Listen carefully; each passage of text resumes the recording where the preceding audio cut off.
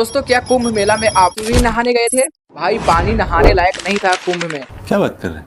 हाँ भाई, ये हम नहीं कह रहे हैं, ये अपना ध्रुव राठी भाई का वीडियो आया है। कहना क्या चाहते हो? इसमें बताया गया है कि कुंभ मेले में जो भी संगम घाट पे नहाने गए थे वह पानी शुद्ध नहीं अशुद्ध था।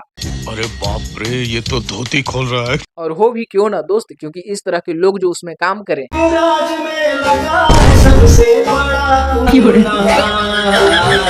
हाँ, इस तरह के लोग काम करने लगे कुंभ मेले में तो भाई आखिरकार गंदा तो पानी होना ही है ना।